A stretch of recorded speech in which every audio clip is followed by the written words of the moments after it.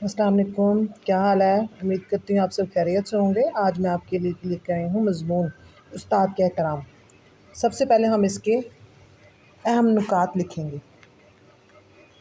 ان نکات میں سب سے پہلے آپ تمہید باندھیں گے، پھر قرآن کی روشنی میں استاد کا کیا احترام ہے وہ بتائیں گے، حدیث کی روشنی میں بتائیں گے، پھر علماء کے اقوال بتائیں گے، استاد کا دلی ادب و احترام بتائیں گے، مشاہیر کی مثالیں ہیں، حاصل کلام ہیں، حوالہ جات ہے۔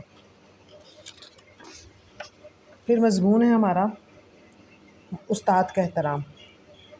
سب سے پہلے ہم اس کا شعر دیں گے۔ لفظ پھر لفظ ہیں جذبوں کو سمیٹے کیوں کر، کیسے کر پاؤں میں اظہار عقیدت تجھ سے۔ انسان دنیا میں کبھی بھی تنہا وقت نہیں گزار سکتا، اس لیے اللہ تعالیٰ نے انسان کو کچھ رشتوں سے نوازا ہے۔ انہی میں سے ایک رشتہ استاد کا ہے۔ استاد کو معاشرے میں روحانی والدین کا مرتبہ حاصل ہے۔ وہ استاد ہی ہے جو دنیا میں جینا سکھاتا ہے اور کتابوں کا علم سکھاتا ہے۔ استاد کا مقام اگر ان لفظوں میں بیان کیا جائے تو یہ بالکل غلط نہ ہوگا۔ استاد لوہے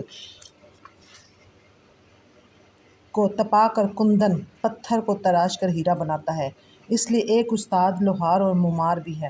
ارشاد باری تعالیٰ ہے، پیغمبر تمہیں کتاب و حکمت کی تعلیم دیتا ہے اور تمہیں وہ سب کچھ سکھاتا ہے جو تم نہیں جانتے تھے۔ ارشاد رسول صلی اللہ علیہ وسلم میں استاد کو اعلیٰ مقام دیا گیا ہے۔ رسول صلی اللہ علیہ وسلم کا فرمان ہے، بے شک میں معلم بنا کر بھیجا گیا ہوں۔ پھر ارشاد ہوا، انسان کے 3 باپ ہیں، والد، سسر اور استاد۔ ایک زمانہ تھا کہ طالب علم میلوں کا سفر پیدل طے کرتے تھے، سال ہر سال گھر بار سے دور رہ کر ان کی پیاس بجھاتے، استاد کی سزاؤں کو جھیلتے، تب جا کر نگینہ بنتے۔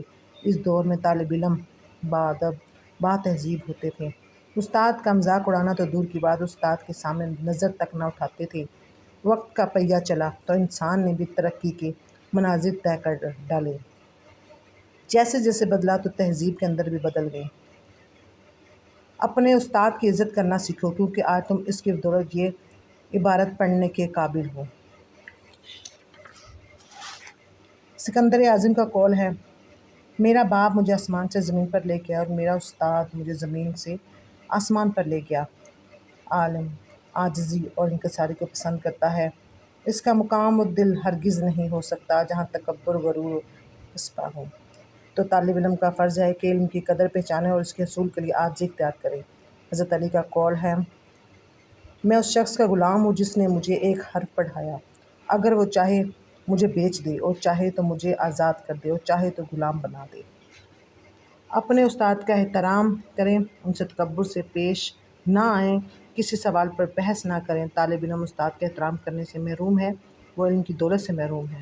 امید کرتی ہوں آپ کو آج کا موضوع پسند آیا ہوگا۔ اللہ حافظ۔